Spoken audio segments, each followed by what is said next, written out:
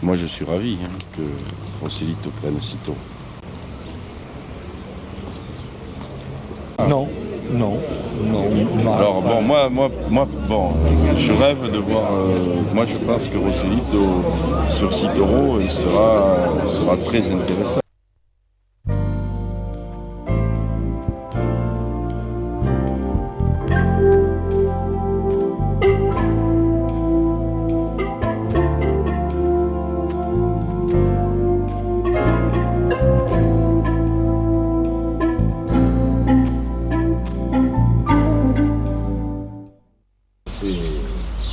C'est un peu le vide de la toile. Il y a le côté vierge, le côté un peu impressionnant. Et beaucoup de choses derrière, c'est-à-dire les couleurs à venir, les couleurs de la foule qui va être là tout à l'heure, comme les couleurs de la toile qui vont s'inscrire au fil du travail en faisant le tableau. C'est-à-dire l'action.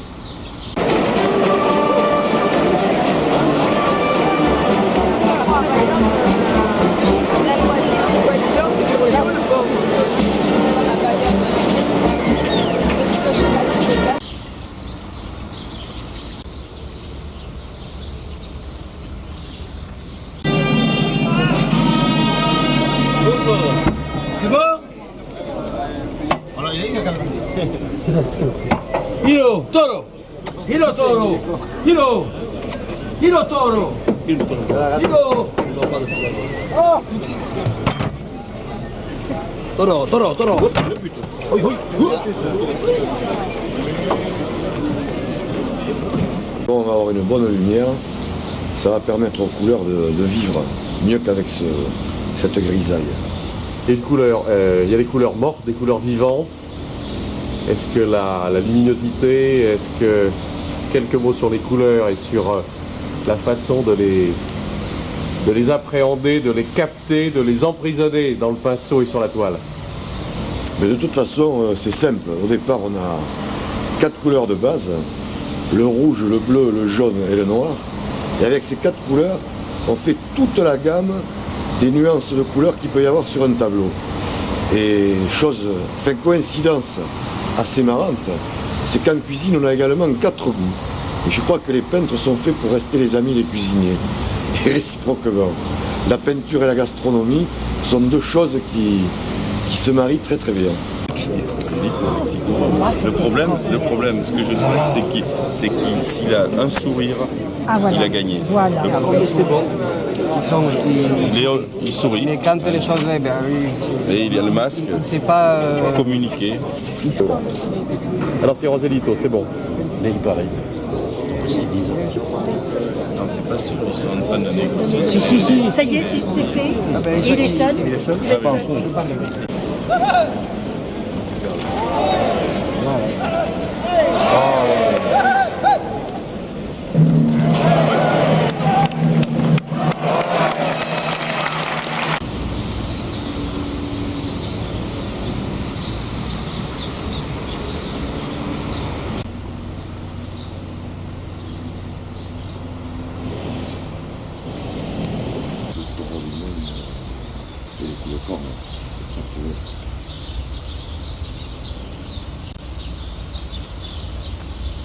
Jacques Le Bouladero, c'est une source d'inspiration?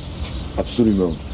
Le Bourladero fait partie d'un des thèmes qui me paraît être assez original par rapport à ce que font d'autres peintres, c'est-à-dire sur 10 peintres, on a 9 peintres qui représentent sensiblement les mêmes choses, c'est-à-dire des passes de cap où chacun essaie de donner la bonne position du torero, la bonne position de la cape, l'anatomie du corps, celle du taureau. Et moi, ce qui m'intéresse dans le Bourladero, c'est qu'en fait, ce sont des détails de la vie, c'est-à-dire le taureau est passé là, on sent dans le bois et la peinture la force du taureau à travers ses coups de corne. On peut très bien y arriver. Ce sont des toiles qui expriment beaucoup de violence et quand la toile est réussie, je crois qu'on peut voir la force justement du taureau qui donne également au tableau sa force à lui.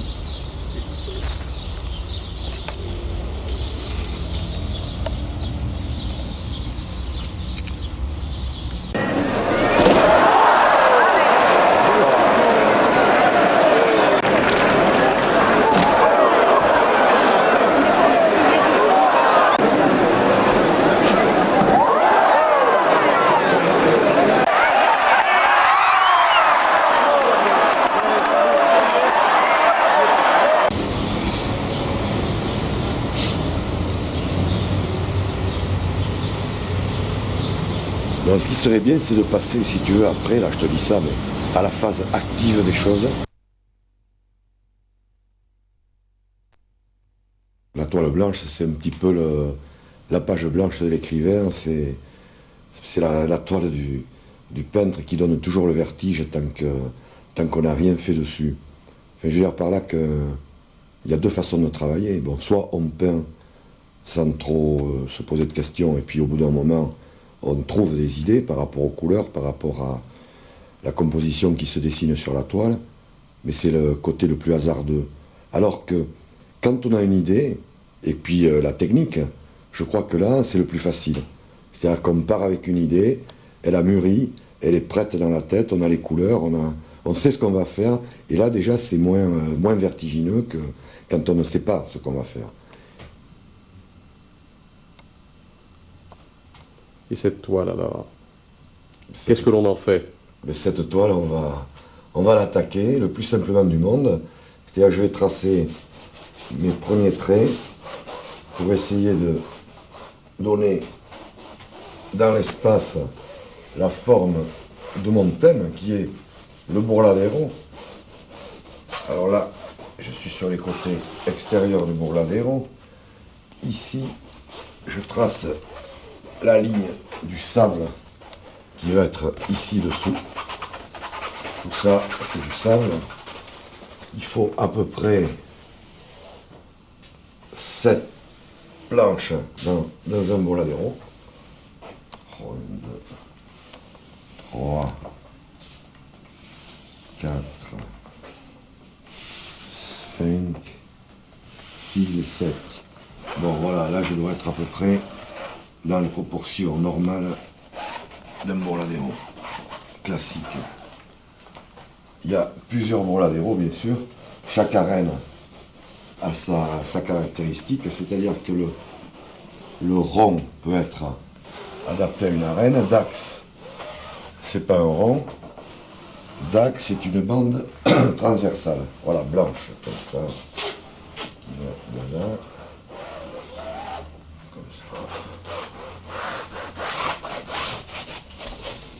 Voilà. Donc tout ça sera blanc. Bon, du rouge, qui est la base, qui est le fond du Burladero. Pinceau. Je trouve pas. Voilà, c'est ça.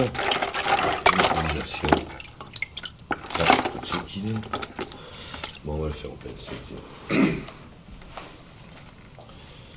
Alors je vais commencer à faire le fond. Là on va faire le fond.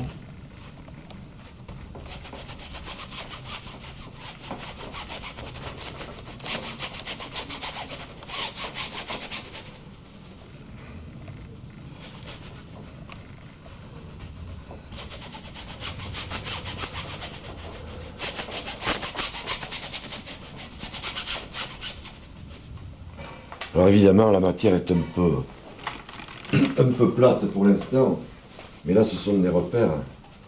Et ensuite, on la reprendra au couteau, en épaisseur, pour donner une impression vraiment de planche. De manière à pouvoir, dans l'épaisseur de la peinture, donner des coups de couteau ou de ciseaux à bois qui vont retracer les coups de corne du taureau. De la vérité.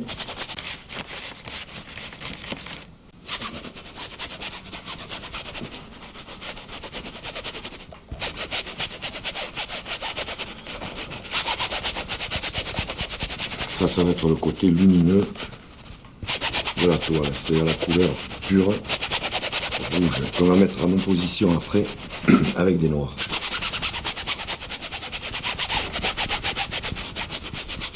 Voilà. Alors là, je vais passer donc au noir, maintenant.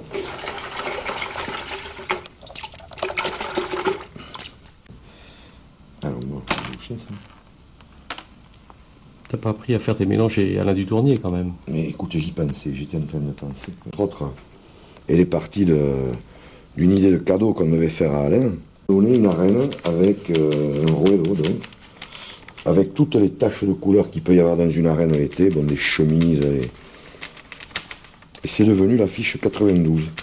Et on lui a remis récemment l'original à l'occasion de la soirée gastronomique qui a eu lieu au Splendide.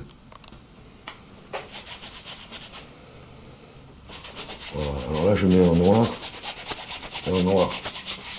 qui va permettre au rouge d'exister, de prendre son véritable éclat. Et puis le noir qui rappellera un petit peu peut-être le noir du corps du taureau. L'idée de la mort également. Le noir qui est une couleur très profonde dans la vie. Et qui permet aux autres couleurs de prendre leur véritable dimension, d'exister réellement. Leur véritable éclat. Voilà. Là on va mettre le noir. Là j'essaie d'avoir le blanc le plus près de la peinture blanche qui est sur le Voladero. Et je crois qu'on y est là. Ah, ça c'est chouette les aplatures là. Ça j'aime bien. Cette matière là. C'est sensuel, c'est vivant ça. Voilà. On va cacher ces noirs. Faire une première sous-couche.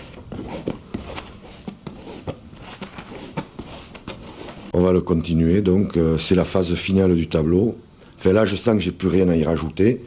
Bon, il y a eu un temps de préparation assez long, puisqu'il fallait un temps de séchage pour que cette matière puisse s'imprégner, et dans laquelle on a mis ces coups de couteau que l'on revoit, qui sont les coups de corne du taureau.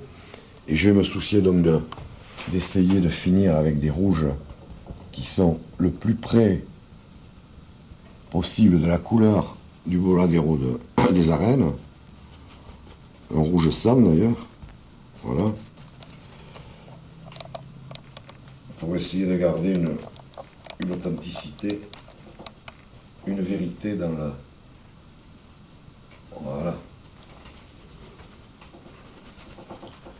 Là, moi je crois que là déjà, c'est beaucoup plus... Ouais.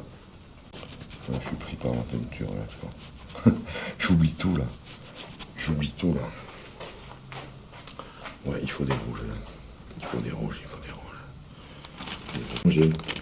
Finalement, la couleur doit être violente comme la corrida. Voilà, je crois qu'il faut des teintes fortes. Ça n'a rien de mièvre, mais il faut des choses fortes.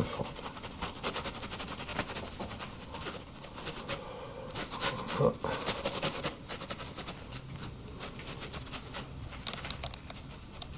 Ah ben dis donc. Celui-là, voilà.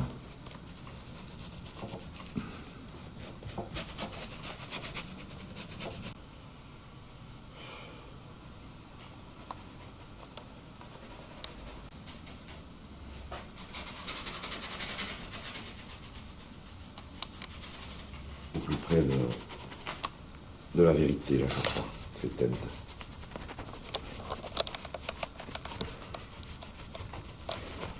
Voilà.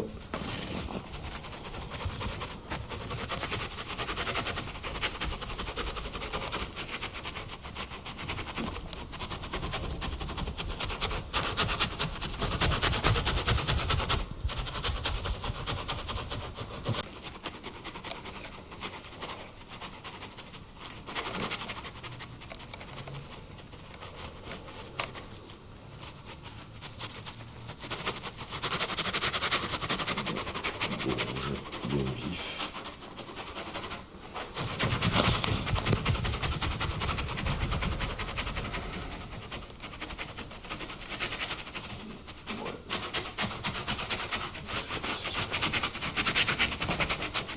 Tu sais qu'il est bon là.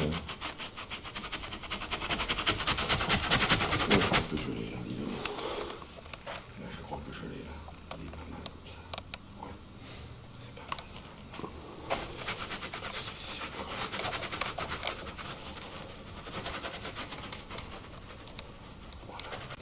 Finalement, tu es content de toi. Mais de moi, oui, un peu, mais je devrais pas l'être parce que, tu sais, un artiste n'est jamais satisfait, on est toujours insatisfait pour aller plus loin, pour essayer d'aller toujours dans une recherche de la perfection. Mais là, celui-là, bon, il me déplaît pas. Et la perfection, peut-on l'atteindre? Non, jamais. La perfection n'est pas de ce monde.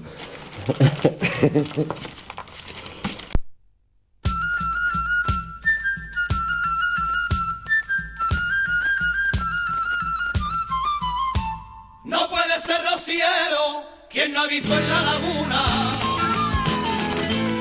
Quien no ha visto en la laguna. No puede ser rociero quien no ha visto en la laguna. No puede ser rociero quien no ha visto en la laguna. Quien no ha visto en la laguna los caballos marismeños en una noche de luna. Los caballos marismeños en una noche de luna. Si usted no ha visto esa cosa, aunque se haya divertido, aunque se haya divertido, usted no ha visto la fiesta, pero no ha visto el rocío.